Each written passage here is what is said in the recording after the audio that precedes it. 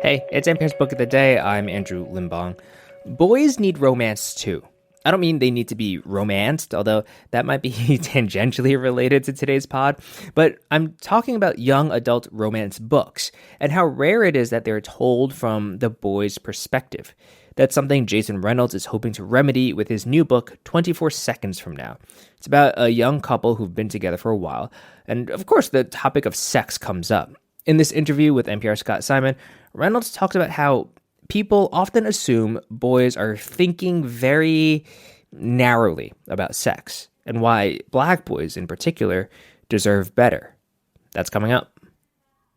Support for NPR and the following message come from IXL Online. Is your child asking questions on their homework you don't feel equipped to answer? IXL Learning uses advanced algorithms to give the right help to each kid, no matter the age or personality. One subscription gets you everything. One site for all the kids in your home, pre-K to 12th grade. Make an impact on your child's learning. Get IXL now. And NPR listeners can get an exclusive 20% off IXL membership when they sign up today at IXL.com/NPR.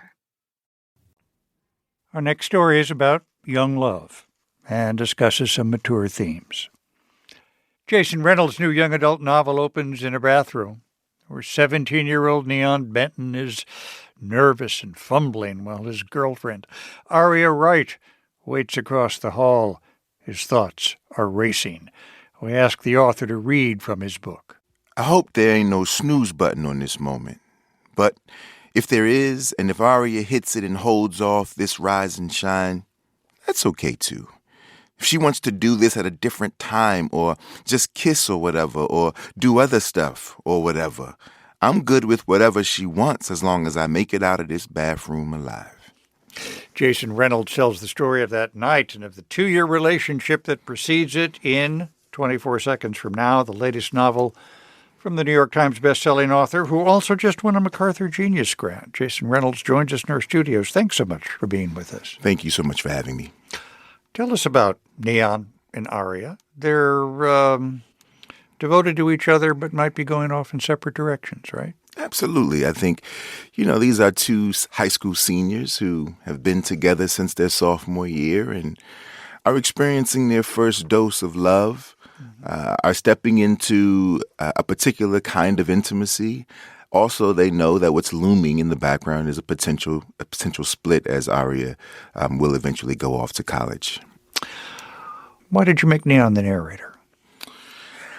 Boys as the narrators of love stories is so rare. The idea that boys have complex interior lives, specifically as it revolves around sex and the loss of virginity, I feel like that's something that's overlooked and it's dismissed, and the assumption is that teenage boys are walking phalluses,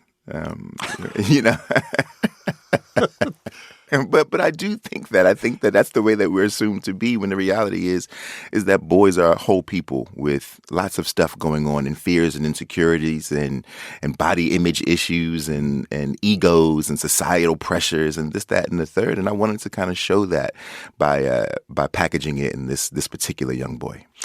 Neon gets a whole range of advice, doesn't he? He does. He gets advice from his older sister, who loves him and who is living her life to the fullest, to his parents who have different versions of sage wisdom, from his friends who are all over the place and stumbling and fumbling through it just like he is. But of course, there's always, friends who believe that they know better, though they've done less. And so he's getting that advice as well. Yeah. I love your description of the mother and son dates. Yeah, I was a kid who had mother and son dates. My mother and I are still very close, and I wanted to sort of portray that not every parent is afraid of the conversation, right? We talk about it that way, though, in our everyday lives, like, oh, God, I just can't deal. Oh, God, I'll just tell him to protect himself. I just tell, but that wasn't my story. My story was a mother-son date and a very funny, interesting, loving, and tender conversation of my mother basically telling me that it was okay. Right. And here are some things that I should consider. And here are the things that I should be careful about. And to remind me that the girls across from me, or the girl at that time across from me, was a person, not a piece of furniture to be jumped around on. This may sound naive. When I say this is the father of two daughters, to someone around Neon and Aria tell them to just say no. Yeah. I think that's what happens. I just don't think that's what happens.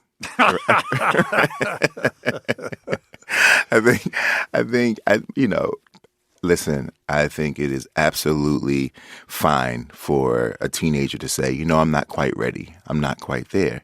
I also think that it's okay for a teenager to say that I am ready and I am there. And so my question then becomes for the adults in the room is, well, what do we do to make sure that they're okay and that they're safe, that they're responsible, that they understand the emotional ramifications, and let alone the physical ramifications of the most beautiful experience, right? What could be the most beautiful and transformative experience?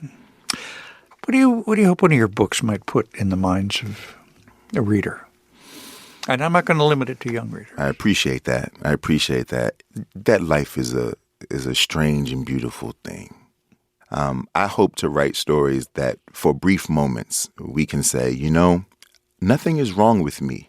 I may look different. I may come from a different place. I may speak a different version of a particular language, or I may speak a different language altogether. But the human experience, there's a through line. There are many through lines, and we should celebrate those through lines. It doesn't matter if you're a black kid from D.C. You could read this story and say, man, I know what it is to be in love. I know what it is to stand on the precipice of a transformative moment. I know how radical tenderness can be. Right, despite being, a Mexican-American in Los Angeles. That phrase, how radical tenderness can be. Yeah, I do believe that tenderness is the most radical form of expression. And it's one that we overlook so often, especially when you're growing up as a young boy. Mm-hmm. We like to lean on this idea that we have some sort of I have a defense instinct. I have a protective instinct. I am man. But the truth of the matter is the most powerful men that I've ever known are the ones who weren't afraid to embrace me, the ones who weren't afraid to show me their tears, right? The ones who weren't afraid to love their children in tender ways. I think that is truly life-changing for them and for all around them. I was very struck when you wrote in the acknowledgments, Black boys deserve love stories too. Yeah, because we do. We do. Not only do we deserve love stories, but we deserve to see ourselves as late bloomers. Mm-hmm. I think that, black boys are often adultified, right, very quickly. You're 10, 11, 12, and you're treated like you're 19, 20, 21, unfortunately. But the truth is that I don't have to be cool. I don't have to be tough. I can be shy and nervous. I can be awkward and all over the place. I deserve to see myself as a late bloomer. I deserve to see myself as a person before I become an avatar of everybody's expectations. Jason Reynolds' his new book for young readers, or everybody really, 24 seconds from now. Thanks so much for being with us. Thank you so much. And just a reminder that signing up for Book of the Day Plus is a great way to support NPR's book coverage and public media, and you'll get to listen to every episode sponsor-free. So please, go find out more at plus.npr.org/bookoftheday.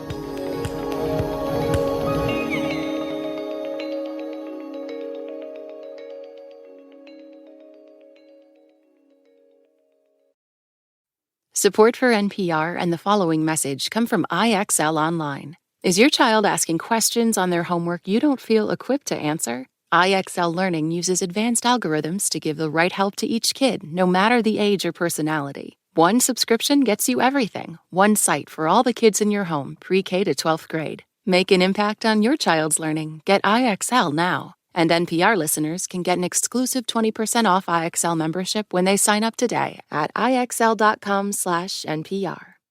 This message comes from NPR sponsor Vuori, a new perspective on performance apparel. Check out the latest Dream Knit collection by visiting Vuori.com/NPR for 20% off your first purchase. Exclusions apply. Visit the website for full terms and conditions.